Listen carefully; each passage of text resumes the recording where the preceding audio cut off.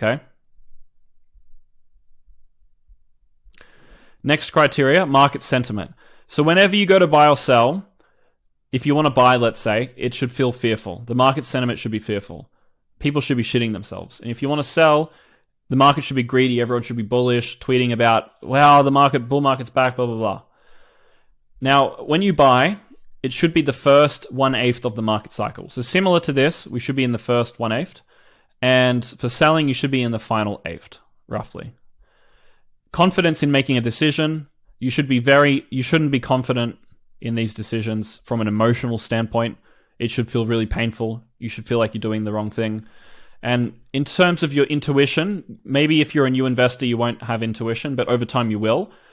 When you become a good investor, you should be buying when your intuition wants to buy.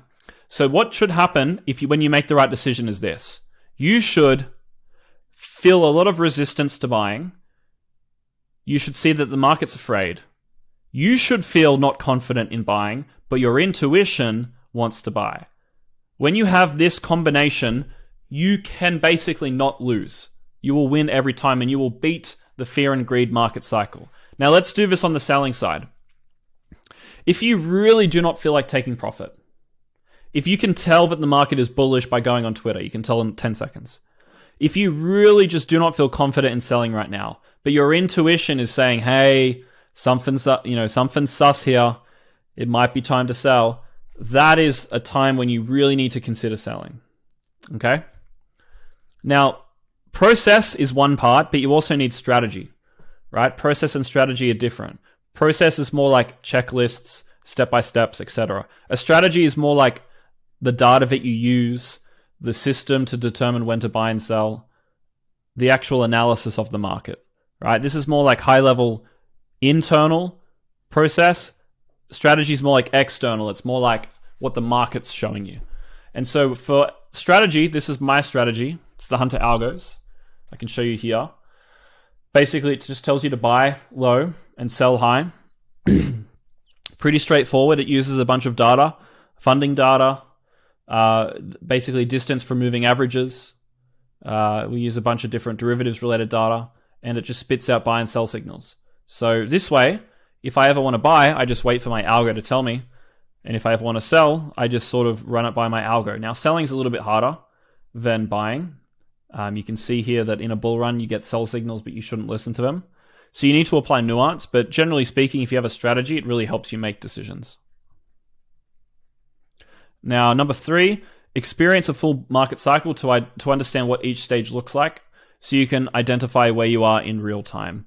So if you have not experienced this entire cycle yet, this whole thing, you cannot understand what this is going to look like if you haven't experienced it. You're not going to know what depression is. You're not going to know what disbelief is. You can only understand what these things are through first-hand experience, okay? It's the only way that you can learn truly how to operate in each of these cycles. You can obviously read books and understand what this phase looks like if you want to make money in a bull run, but to be able to sell a top, it's going to be very difficult unless you've seen a top before, right? And also, work with a mentor to check your bias. So if it's your first bull run especially, it's very hard for you to make a lot of perfect decisions or good decisions. So it's a good idea that you have a mentor to run decisions by and to hold you accountable. Because if you've never seen, let's say, the euphoria phase, it's sort of hard to sort of know when to sell in real time. You're probably going to end up selling early or too late. If you have a mentor, he's going to help you identify euphoria, right? It's just sort of a bit of a cheat code there for you. And yeah, that's pretty much it. Just to summarize briefly, markets are the same all the time because humans never change. When we're born, we're given all the emotions which dictate our investment decisions. Over time, we get good at investing, but then we die and we have kids and they have to then again be shit investors. The market cycles are exaggerated through the monetary and fiscal policies of central banks around the world, mostly the US, Europe, China, and Japan. And we have to understand these sort of monetary and fiscal policies done by these global players to identify where we are in the market cycle and what we can expect going forward. And you need a system, a process, and a strategy in order to determine where we are in the market cycle and to hold you accountable to not make bad decisions. And you should always run your buying and selling based off of this sheet here. Okay, and you need to follow a strategy. You can't just have a process, you also need a strategy. Both are important. And yeah, if you have a mentor and you've been through a full market cycle, you pretty much set. I just remembered I wanted to add something. So Bob Lucas, if you guys ever want to really become an absolute fucking professional at understanding fear and greed, market cycles, the 4-year cycle in crypto, and how to navigate these cycles, Bob Lucas is the best of the best. This guy is amazing. All of his videos are really good. I've watched most of them, you can see. I haven't watched all of them, but most of them. Really, really good videos that just keep you grounded and understanding where we are in the cycle and how to navigate it. So if you watch this guy's videos, you're going to become a very good investor. So yeah, I highly recommend his YouTube channel. Also, I wanted to go over a couple tweets from Kun, which are on this topic. So person 1 sells now because it's risky. They wait for things to clear. When's that? When do things clear? Well, things become more clear when the prices are back above where they sold. So they lose money and prices up. Person 2 buys more when the market goes down. They wait for things to clear and they are up. Counterintuitive. So in markets, right, based on this fear and greed cycle, you will naturally want to wait for clarity, for things to clear, for things to get better before buying. But that doesn't work in markets because I just gave you the example, right? If you wait for things to clear up when the prices go above where you sold. Things clear up when the prices are higher. And this is what I talk about when I say you pay a premium for increased confidence. The later that you buy in the bull run, the higher the price, the greater the confidence, but the worse the entry. Right? The only way for you to win is to buy when the market goes down and then wait for the market to clear up. You have to buy when the bomb nukes the ground and destroys everything. And then you need to sell once the flowers are blossoming. Right? And another really good tweet here. You can tell from experience, I can tell you from experience that the people here in the bear markets are the winners in the bull. If you weren't buying capitulation last year and not researching, thinking about crypto every day, you are predestined to be this cycle's exit liquidity. So I don't necessarily fully agree with this. I think you can succeed without buying capitulation.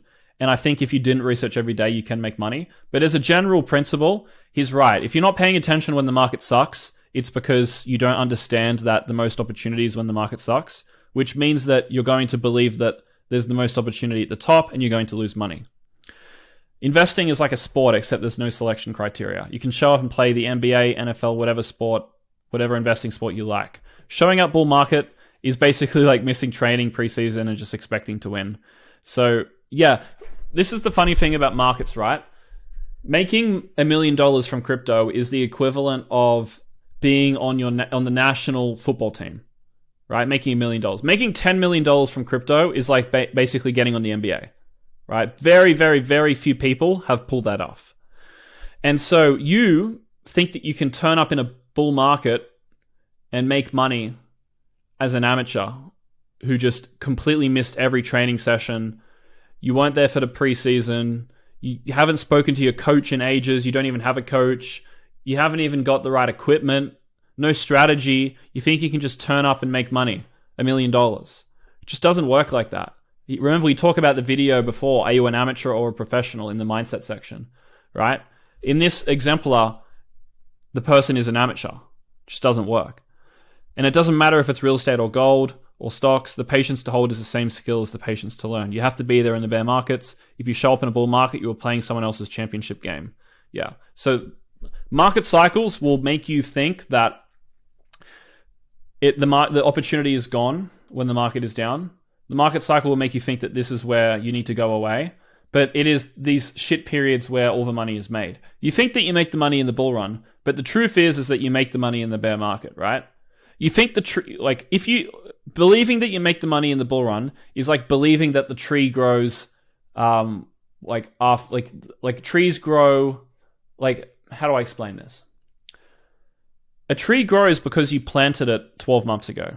It doesn't grow because you planted it today. Right? If you turn up during the middle of a bull run, if you plant a seed today, it's going to take a long time to grow. That's why you plant the seeds in the bear market, because you understand that it's going to take time for these things to play off. If you plant a seed during a bull run, it's like planting a seed in a field of weeds. Basically the weeds are going to destroy any potential growth that you could have.